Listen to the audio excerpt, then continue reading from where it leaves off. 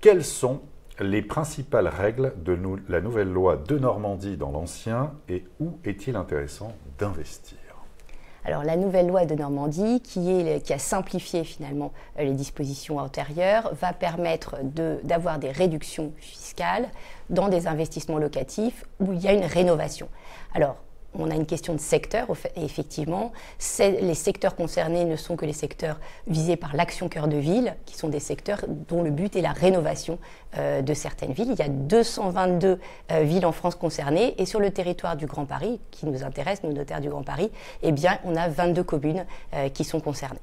Donc on a des conditions qui sont de 20, il faut que les travaux portent au moins sur 25% de la valeur de l'investissement et donc ça sera des rénovations comme la réfection d'une chaudière, comme l'isolation, donc des choses qui vont améliorer le logement. On est soumis à des conditions de loyer et de ressources qui sont équivalentes à la loi Pinel, donc des investissements qui ont pour but voilà, de rénover les centres-villes, qui apportent des avantages fiscaux certains et un allongement également de ces dispositifs puisqu'on est jusqu'à fin 2022 pour les dispositifs de Normandie. Oui, tout à fait. Alors, il y a quelques nouveautés qui sont arrivées cette année, mais effectivement, le de Normandie dans l'ancien, c'est comme le Pinel dans le neuf. En fait, mais là, c'est sur l'ancien. Vous achetez un bien ancien que vous mettez en location, une maison ou un appartement.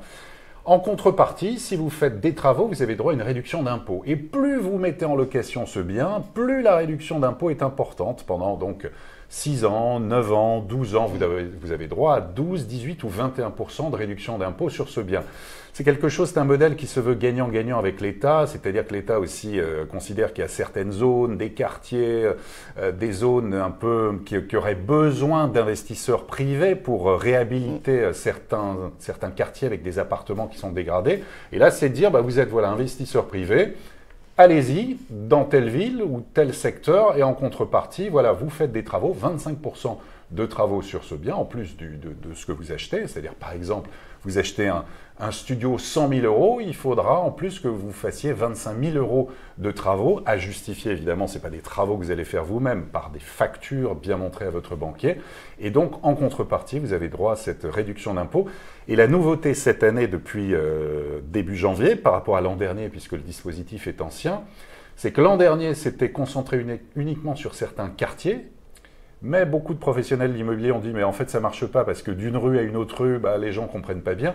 Cette fois-ci, c'est ouvert à l'ensemble de la ville. Donc effectivement, Maître Amram le dit très justement, il y a 222 villes, Action Cœur de Ville qui sont concernées. C'est Auxerre, Perpignan, Montélimar, Ajaccio, même dans les DOM-TOM, Fort-de-France, Pointe-à-Pitre, qui sont concernés. Et puis 22 en Île-de-France, Fontainebleau, Meaux, Trappes, les Mureaux. Voilà en fait pour ce dispositif de Normandie qui, on l'espère, va fonctionner comme le Pinel dans le neuf. Et au moment où on parle beaucoup d'investir son argent dans l'immobilier, parce qu'on se pose des questions aussi sur la retraite et tout ça, on espère en tout cas que le de Normandie va fonctionner.